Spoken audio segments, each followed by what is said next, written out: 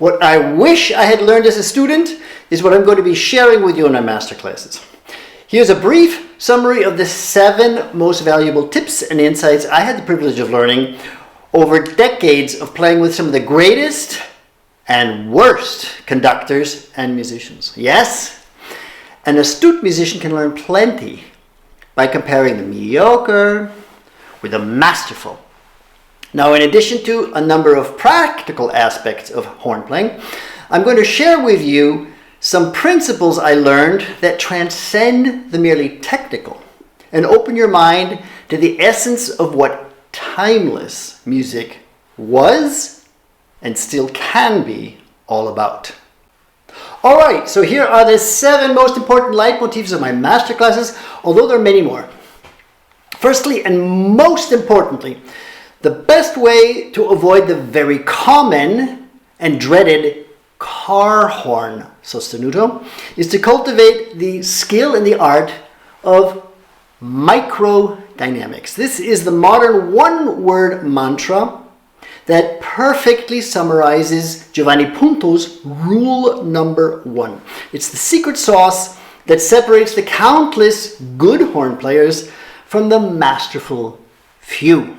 And it amounts to the skillful microdynamic shaping of just about every single note we play, and avoiding playing in the prosaic car horn style when we're playing on the noble French horn. There's nothing special about a big, hypnotically gorgeous sound if it comes across sounding like a lovely car horn.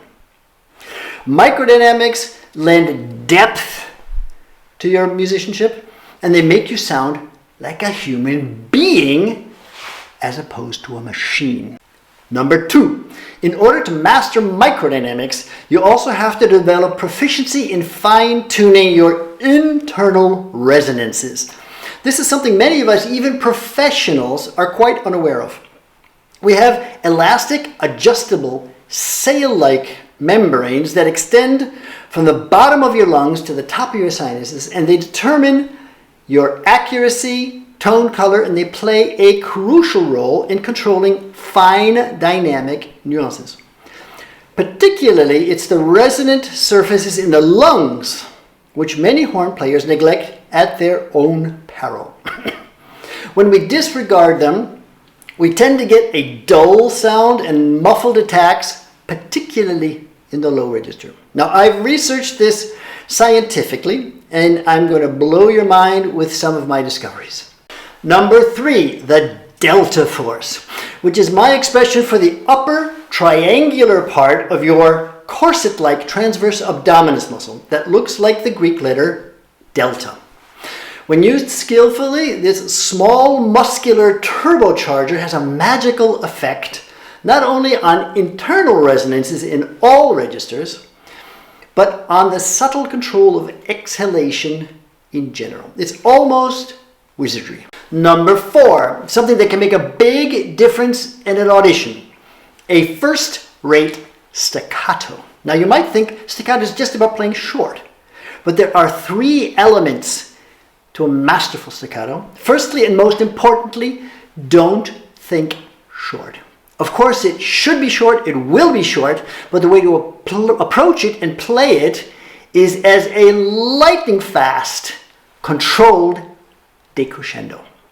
The other 2 elements take time to elaborate, and that will be a takeaway from the masterclasses. Number 5, and probably the most controversial insight. Don't worry about missing a note for a good cause. Although this scandalous idea might sound like sheer foolishness or even blasphemy to the perfection-oriented horn player, I can make an extensive and very convincing argument against playing defensively. But here the one-word summary is that it simply sounds harmless.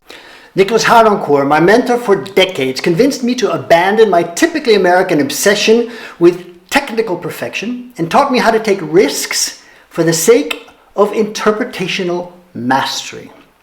This approach, by the way, is one of the most significant differences between classic Central European and modern American/British horn playing.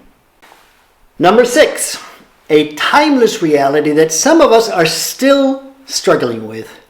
Low horn is an essential specialization, just like defensive positions on a sports team. For example, the catcher on a baseball team.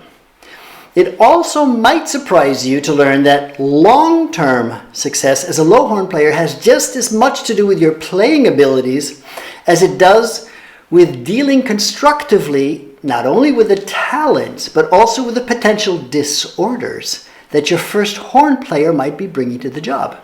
Now, no names need to be dropped here, but I have lots of anecdotes and tips regarding this question and how to deal successfully with various situations. I also have a number of technical exercises for low and high register mastery. And finally, number 7, historical horns cannot be ignored by serious horn players, even if they have absolutely no intention of ever performing on them publicly.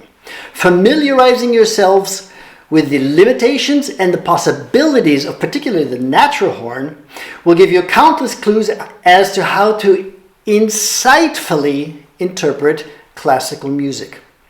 Even if you're playing on the unnatural horn, an instrument which undoubtedly has every right to attempt to play the classics in a convincing manner. Looking forward to sharing all these insights with you.